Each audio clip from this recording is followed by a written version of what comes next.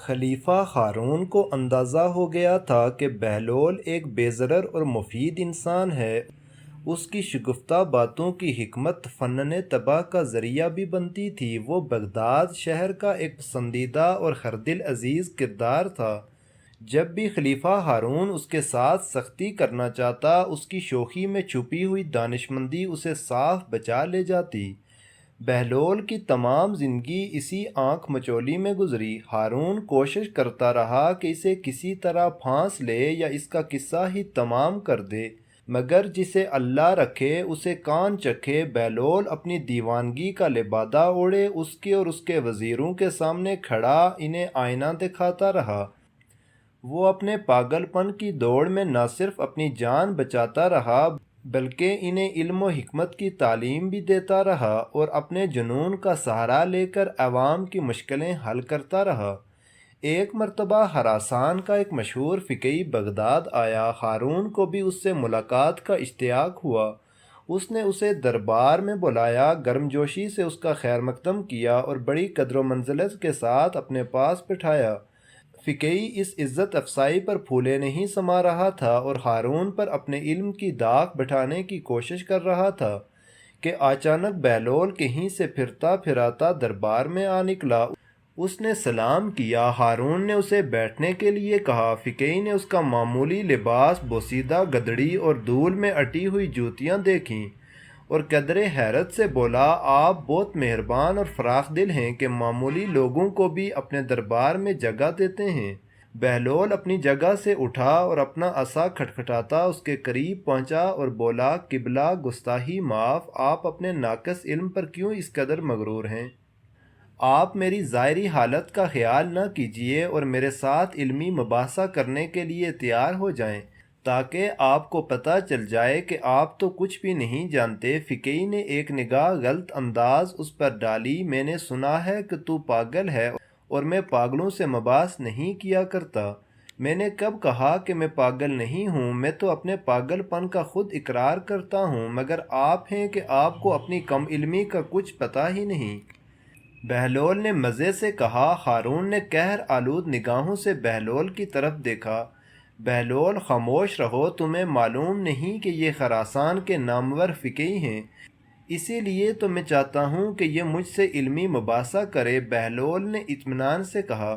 ہارون بھی علمی مباحثوں اور مناظروں کا شائق تھا۔ وہ اس فقیہ سے بولا، کیا مذائقہ ہے، تمہیں بہلول کی دعوت قبول کر لینی چاہیے۔ تو پھر میری ایک شرط ہو گئی۔ فقیہ بولا، اجازت ہے، تم جیسی چاہو شرائط طے کر لو۔ ہارون نے اجازت دی۔ فقیہ بولا، میری شرط یہ ہے کہ میں بہلول سے ایک معمہ پوچھوں گا، اگر اس نے درست جواب دے دیا تو اسے 1000 اشرفیاں دوں گا، اور اگر یہ ناکام رہا تو مجھے 1000 اشرفیاں دینے کا پابند ہوگا۔ بہلول مسکرایا، ہم فقیروں کے پاس مال دنیا کہاں؟ ہاں، میں خود کو آپ کے سپرد کر سکتا ہوں کہ آپ ایک غلام کی طرح مجھ سے کام لیں اور اپنی 1000 اشرفیاں پوری کر لیں، اور اگر میں 1000 اشرفیاں جیت گیا تو وہ تو ناداروں اور محتاجوں کا حصہ ہے کہ امیر المومنین علی المرتضیٰ فرماتے ہیں کہ جہاں بھی دولت ضرورت سے زیادہ ہے وہاں یقیناً کسی حقدار کا حق ضائع ہو رہا ہے۔ مجھے منظور ہے، اور کیا تم تیار ہو کہ میرا معمہ حل کرو؟ فقیہ نے کہا۔ بصر و چشم، بہلول نے جواب دیا۔ عالی جاں، آپ کی بھی اجازت ہے؟ فقیہ نے ہارون سے پوچھا۔ اجازت ہے، ہارون نے شاہانہ تمکنت سے کہا۔ فقیہ نے اپنا معمہ پیش کیا۔ ایک گھر میں ایک عورت اپنے شرعی شوہر کے ساتھ بیٹھی ہے۔ اس گھر میں ایک شخص نماز پڑھ رہا ہے اور دوسرا روزے سے ہے۔ اچانک دروازے پر دستک ہوتی ہے اور ایک ایسا شخص اندر داخل ہوا جس کے آ جانے سے شوہر اور بیوی ایک دوسرے پر حیران ہو گئے۔ نماز پڑھنے والے کی نماز باطل ہو گئی اور روزہ دار کا روزہ بھی باطل ہو گیا۔ کیا تم بتا سکتے ہو کہ باہر سے آنے والا شخص کون ہے؟ دربار میں سناٹا چھا گیا۔ لوگ ایک دوسرے کا منہ تکنے لگے۔ بہلول نے برجستہ کہا، گھر میں داخل ہونے والا شخص اس عورت کا پہلا شوہر ہے جو سفر پر گیا ہوا تھا، جس کے بارے میں یہ خبر ملی تھی کہ دوران سفر انتقال کر گیا ہے۔ اس عورت نے حاکم شرع کی اجازت سے اسی مرد سے عقد کر لیا تھا جو اس کے برابر بیٹھا ہوا تھا۔ انہوں نے 2 اشخاص کو اجرت دی تھی کہ وہ مرحوم شوہر کی قضا نمازیں ادا کریں اور روزے رکھیں۔ اسی اثناء میں پہلا شوہر سفر سے واپس آ گیا کیونکہ اس کی موت کی خبر غل تھی، چنانچہ اس کے آتے ہی دوسرا شوہر اس عورت پر حرام ہو گیا۔ ان دونوں اشخاص کی نماز اور روزہ باطل ہو گئے جو شوہر کو مردہ سمجھ کر اس کے لیے پڑی اور رکھے جا رہے تھے۔ مرحبا مرحبا بہت ہو بہلول، بعض اوقات تو تمہاری دیوانگی فرزانوں کو بھی مات دے دیتی ہے۔ ہارون نے ستائش کی۔ باقی وزیر اور امیر بھی داد تحسین دینے لگے۔ شور کچھ کم ہوا تو بہلول کہنے لگا، کیا عالیجا کی اجازت ہے کہ میں بھی حضرت فقیہ سے ایک سوال پوچھوں؟ اجازت ہے، ہارون نے کہا۔ کیا آپ تیار ہیں؟ بہلول نے پوچھا۔ ضرور پوچھو، فقیہ نے کہا۔ فرض کریں کہ ہمارے پاس ایک مٹکا شیرہ اور ایک مٹکا سرکہ موجود ہے۔ ہم اس سے ملحین تیار کرنے کے لیے ایک پیالہ سرکہ اور ایک پیالہ شیرہ مٹکوں میں سے نکالتے ہیں اور دونوں کو کسی برتن میں ملا دیتے ہیں۔ اس وقت پتہ چلتا ہے کہ اس میں تو ایک چوہا مرا پڑا ہے۔ کیا بتا سکتے ہیں کہ وہ مرا ہوا چوہا سرکے کے مٹکے میں تھا یا شیرے کے مٹکے میں؟ ہارون محظوظ ہوا۔ اہل دربار بھی مسکرائے۔ سب کی نگاہیں فقیہ پر لگی ہوئی تھیں کہ وہ اس معاملے کو کس طرح حل کرتا ہے۔ وہ گہری سوچ میں مستغرق ہو گیا اور بہت دیر تک ایک لفظ بھی نہ بول سکا۔ ہارون اتنا انتظار نہ کر سکا اور بولا، بہلول نے تمہارا معاملہ حل کرنے میں ایک لمحہ بھی نہیں لگایا، تمہیں بھی اس کے سوال کا جواب اسی طرح دینا چاہیے۔ فقیہ نادم سا ہو گیا۔ اس کی نگاہیں جھک گئیں۔ اسے اپنی کم علمی کا اعتراف کرنا ہی پڑا۔ عالیجا، میں یہ معاملہ حل نہیں کر سکتا۔ اس کی پیشانی عرق آلود تھی۔ ہارون نے بہلول کی طرف دیکھا۔ بہلول، بہتر یہی ہے کہ تم خود اس معاملہ کو حل کر دو۔ بہلول مسکرایا۔ کیا حضرت فقیہ اب بھی اپنی ناسمجھی کے قائل ہوتے ہیں یا نہیں؟ فقیہ بولا، بہلول، تم نے مجھے احساس دلا دیا ہے کہ علم کی کوئی حد نہیں۔ کسی کی ظاہری حالت کو دیکھ کر اسے کمتر خیال نہیں کرنا چاہیے۔ تو سنیے جناب، ہمیں چاہیے کہ اس چوہے کو سکنجین سے نکال کر اچھی طرح دھو لیں، پھر اس کا پیٹ چاک کریں۔ اگر اس کے پیٹ میں سرکہ ہوا تو سمجھیں کہ وہ سرکے کے مٹکے میں تھا۔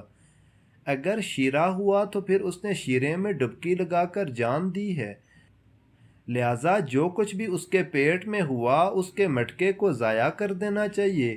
اہل دربار اش اش کر اٹھے۔ ہارون بہت محظوظ ہوا۔ اس نے بہلول کو آفرین کہی۔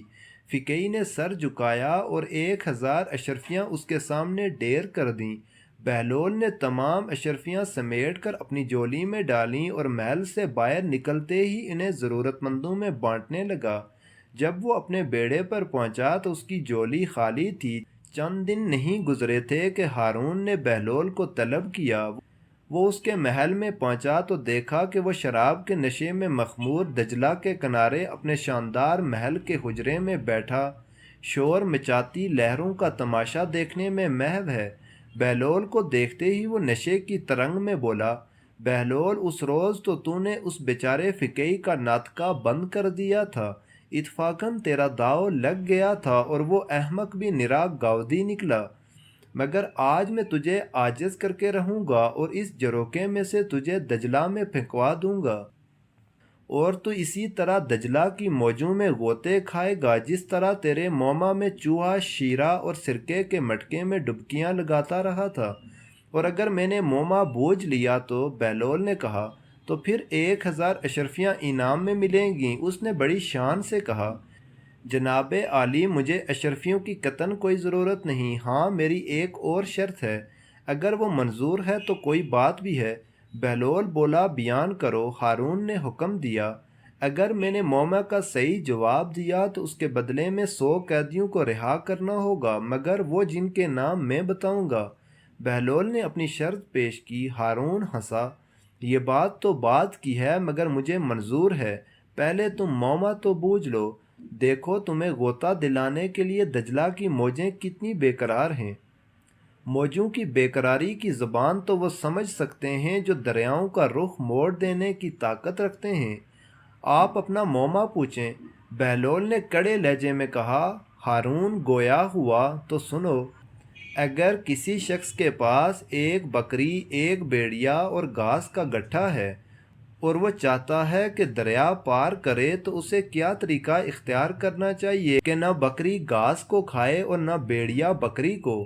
بہلول نے ایک لمحہ بھی نہیں سوچا اور برجستہ کہا، اس شخص کو چاہیے کہ بھیڑیے اور گھاس کو کنارے پر چھوڑے اور بکری کو دریا کے پار لے جائے، پھر وہ واپس آ کر گھاس لے جائے اور گھاس کو تو اس کنارے پر چھوڑ دے لیکن بکری کو واپس لے آئے۔ اب بکری کو تو اس کنارے پر چھوڑ دے لیکن بھیڑیے کو پار لے جائے، واپس آ کر وہ بکری کو لے جا سکتا ہے۔ اس طرح نہ بکری گھاس کھائے گی اور نہ بھیڑیا بکری کو کھا سکے گا۔ ہارون حیران ہوا، بہت خوب بہلول، آج تو ستارے تمہارے حق میں تھے۔ ستارے ناحق کچھ بھی نہیں کرتے کیونکہ وہ تو حق کو پہچانتے ہیں۔ اب عالیجا بھی میرے حق کو پہچانیں اور اپنا وعدہ پورا کریں۔ بہلول نے جرات سے کہا، درست، مجھے اپنا وعدہ یاد ہے، تم منشی کو ان قیدیوں کے نام لکھوا دو، وہ داروغہ زنداں کو دے دے گا تاکہ ان قیدیوں کو رہا کر دے۔ ہارون نے فراخ دلی سے کہا۔ بہلول نے ان اشخاص کے نام لکھوا دیے اور چلا آیا۔ ہارون کا نشہ اترا تو اس کے مقرب نے اسے وہ فہرست دکھائی جو بہلول نے لکھوائی تھی اور بولا، حضور نے بہلول کے ساتھ کچھ زیادہ ہی فیاضی کا برتاؤ کیا ہے۔ اگر آپ اس فہرست کو ایک مرتبہ ملاحظہ فرما لیں تو بہت مناسب ہوگا۔ ہارون نے فہرست دیکھی تو ہوش میں آ گیا۔ او بہلول، تو کیسا غضب کا شریر اور فسادی ہے! یہ سب تو ان لوگوں کے نام ہیں جنہیں بغاوت کے جرم میں قید کیا گیا ہے۔ یہ لوگ موسیٰ بن جعفر کے دوستدار ہیں اور خلافت ہاشمیوں کا حق سمجھتے ہیں۔ عالیجا، میں بھی اس فہرست کو دیکھ کر کھٹک گیا تھا، اس لیے میں نے یہی مناسب سمجھا کہ حضور اس پر ایک نگاہ ڈال لیں۔ یہ سب کے سب تو باغی ہیں، مقرب نے کہا، مگر ہم وعدہ کر چکے ہیں، ایسا نہ ہو کہ وہ دیوانہ ہمیں بدنام کرے۔ ہارون نے فکر مندی سے کہا، اس میں پریشان ہونے کی ضرورت نہیں۔ حضور 10 آدمیوں کی رہائی کا حکم صادر فرمائے جن کا جرم ذرا کم سنگین ہے، صفر ہم 7 خود بڑھائیں گے۔ مقرب نے ہوشیاری سے کہا۔ ہارون مسکرایا، اس دیوانے کے ساتھ یہی ہونا چاہیے۔ مزید اچھی ویڈیوز دیکھنے کے لیے چینل کو سبسکرائب کریں۔ جزاک اللہ۔